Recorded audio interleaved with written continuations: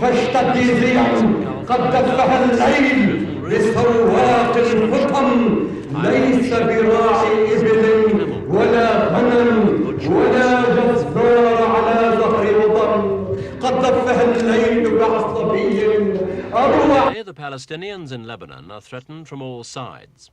Here they explode Israeli-laid mines.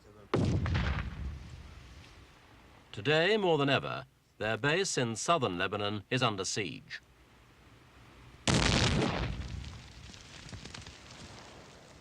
The guerrillas finish blowing the mines. Then the local Palestinian commander orders them on alert.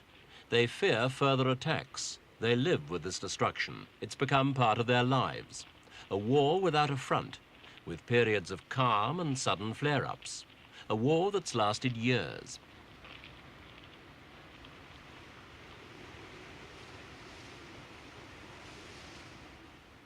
Now, new factors in the Mideast could make the Palestinian struggle even tougher than at present. For at the core of that struggle is Arab unity against Israel, unity to liberate Palestine. Already, Israel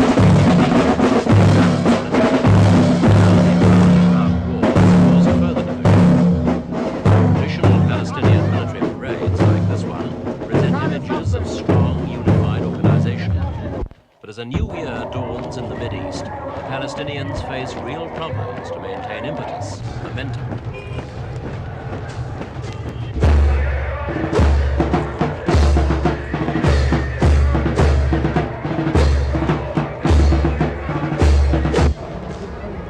Until 10 years ago, the Palestinian cause was fought from Jordan, but their power threatened King Hussein, and he flung them out. Now their power base in Lebanon seems more fragile than ever. How has this situation come to be? Do the Palestinians have any cause for hope in the months to come? This parade celebrated the 16th anniversary of Fatah, the largest group in the Palestine Liberation Organization. 16 years. During that time, the Palestinians' terrorists' campaign against Israel has faltered. Last autumn, Israel stepped up preemptive strikes against Palestinian targets in Lebanon. Because the Palestinians are militarily stymied, their future progress is likely to depend on negotiations. But divisions on this are growing within the PLO. Arafat and his Fatah movement favor restraint. Other, more radical groups want to resume widespread terrorism in Israel. The Palestinians' main strength in Lebanon is in the south. But it's there that Israeli-backed Christian militia want to liberate Lebanon from Muslim influence. They occupy Hadad land, named for their commander. Above the red line are Syrian peacekeeping troops. Between Syrians and Christians, the guerrillas in a UN-patrolled buffer zone. A tough situation for the Palestinians, and it's getting a lot tougher. For now, Major Haddad's Christians have joined forces with Muslims in the south, an extraordinary alliance.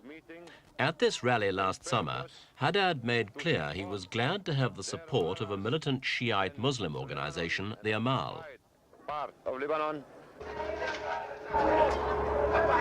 These Muslims want the Palestinians out of southern Lebanon. They say guerrilla encampments provoke Israeli raids on their land, destroying their villages, killing their families. And they say the Palestinians shouldn't be on their land anyway.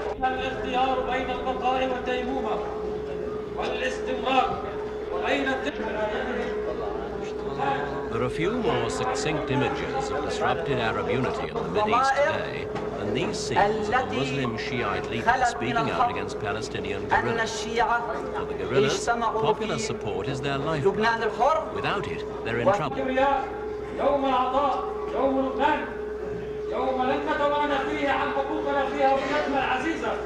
The Christian militia have been penetrating the UN buffer zone to strike at Palestinian strongholds. They're effective and they're growing confident. In December 1980, their biggest raid yet. Here they blew up houses, made people homeless.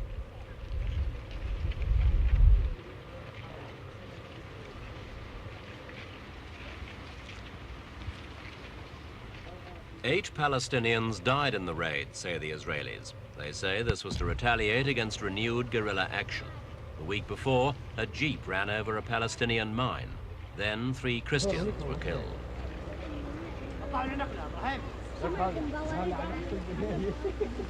The Israelis must hope raids like this will continue to lose the guerrillas' sympathy among the southern Lebanese. But UN officials fear this war of attrition in South Lebanon.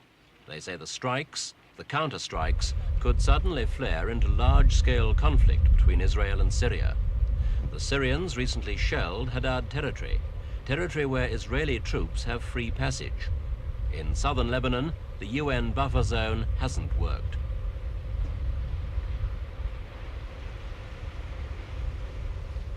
Palestinian followers have reacted bitterly to the Christian raids. Here's what happened when about 500 southern Lebanese villagers stormed a UN building in West Beirut.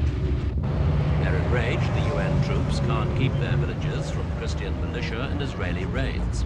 They say the UN's job is to protect them, and the latest raids are proof they're just not doing that.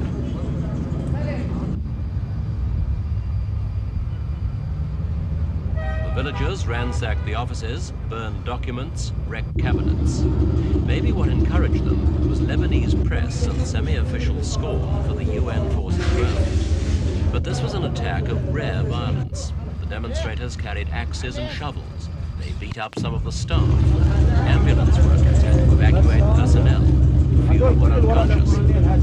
This raid, then, was the reaction of the other South Lebanese. Not the Amal sympathizers who blame the Palestinians, but the PLO sympathizers who blame the UN. Different reactions, different loyalties. But both sides criticize the United Nations force. The Israelis and Christian militia also blame them for Palestinian guerrilla attacks. So 6,000 troops from 9 different nations are caught in the middle. They're soldiers, but they've limited powers of military control. In December, the UN Security Council renewed their mandate. UN troops have been killed guarding this territory. A few neutral observers now doubt the area's out of control. And yet the Palestinians still see the UN as a force in their favor on the world power map. The UN gave the Palestinians observer status. That heightened their international standing. Now they have a place in other international forums, among them ورأس جسر الاستعمار في منطقتنا إسرائيل هذه هي صدورنا دور بطهايم وللأمم المتحدة وللجنة 23 لتمكين الشعب الفلسطيني من إحراز وتحقيق حقوقه الوطنية الثابتة.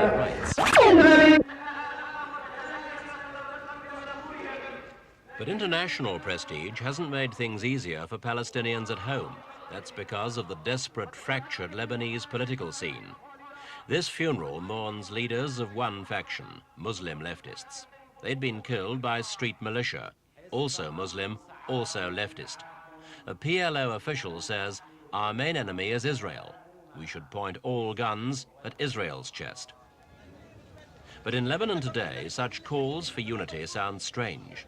Muslims are fighting Christians and each other. Whole sectors of Beirut belong to religious gangs, street militia. Somewhere, seemingly powerless, the Lebanese government. For such is the Palestinians' dilemma, Lebanon is proving a perilous base for their brand of nationalism. This year, as every year, the Palestinians held a ceremony to commemorate their dead. Many died fighting against Israel.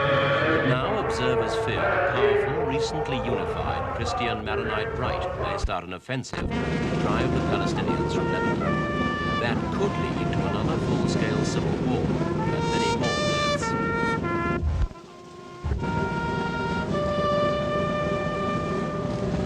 So while the Palestinians remember their martyrs and call for unity against Israel, they're preparing for the new threat from the Christian right, mobilizing their fighting strength, pulling their young people out of high schools, universities, ready for a possible desperate battle to survive in Lebanon. In this situation, then, Palestinian future prospects look grim.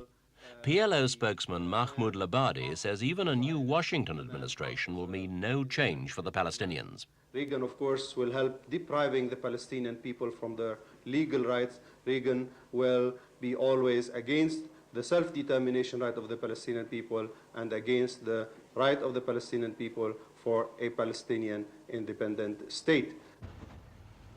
The Palestinians may be hopeful about just a couple of future developments. On the world scene, the so-called European Initiative. European Community President Gaston Thorn recently visited Beirut on a fact-finding tour. The Europeans say they want to associate Palestinians in any Mideast peacemaking drive. For them, this diplomatic initiative is an alternative to the Camp David process. That process excludes Palestinian participation. The Israeli raids continue. 2 children died in this shelling at Sidon. But many Palestinians are looking to the possibility of a new Labour government in Israel later this year. It could mean big changes. A new Israeli government could be prepared to negotiate with Palestinians. The probable goal, a limited Palestinian-Jordanian federation on the West Bank. Many radical Palestinians could see that as a useful stepping stone towards a sovereign Palestine. But with the PLO still committed to the destruction of Zionism and the Israelis still occupying Arab lands, the Middle East conflict is likely to claim yet more victims in the year ahead.